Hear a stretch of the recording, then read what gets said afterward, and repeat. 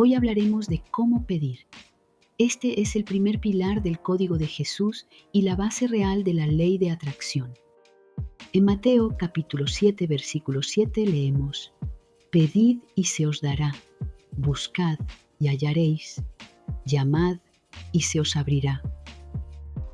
Si lo analizas con detenimiento, te darás cuenta de que estas no son simples palabras.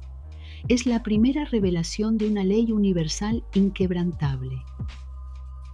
Pero, ¿por qué a veces pedimos y no recibimos? La respuesta es sencilla, porque nos falta entender la frecuencia. Miremos qué nos dijo Jesús en relación con este tema. En Marcos capítulo 11, versículo 24, Jesús nos da la clave maestra. Todo lo que pidiereis orando, creed que ya lo habéis recibido y os vendrá. Fíjate que no dice, creed que tal vez lo vas a recibir, sino por el contrario, el maestro asegura, creed que ya lo tienes. Esa es la diferencia entre esperar un milagro y vivir en el milagro. ¿Qué significa esto en la práctica? Imagina que la fe es como una radio. Si quieres escuchar música de paz y abundancia, no puedes estar sintonizado en la estación de la queja o la escasez. La frecuencia es tu estado de ánimo, es sentir la alegría de la bendición antes de que llegue el cartero a tu puerta.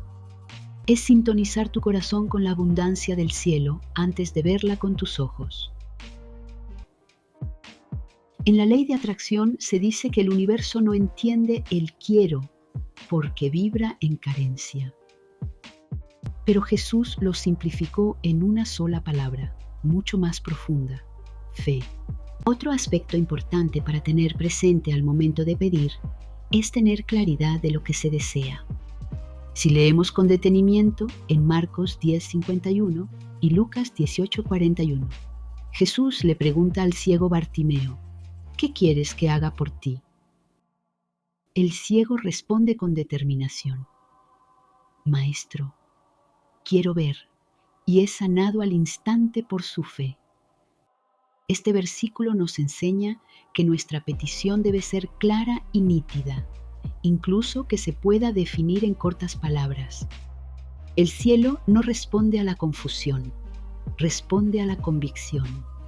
Deseos vagos traen resultados vagos. Para que la ley responda, tu intención debe ser un faro, no una neblina. Si quieres un empleo, no pidas un trabajo cualquiera.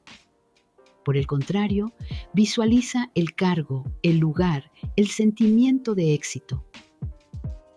Debemos ser como el ciego Bartimeo, tener la certeza de lo que deseamos y decir: Señor, quiero, sabiendo que ya nos fue concedido.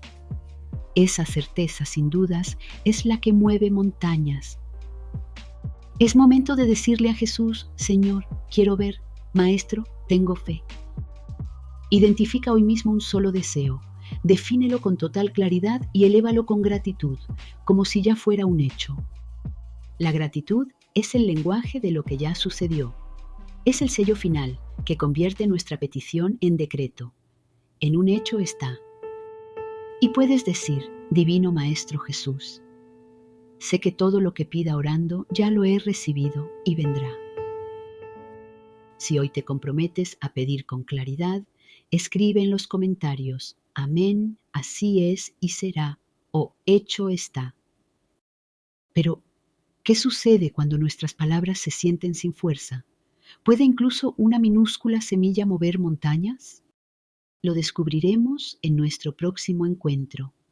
Hasta el próximo sábado. Abrazos y bendiciones.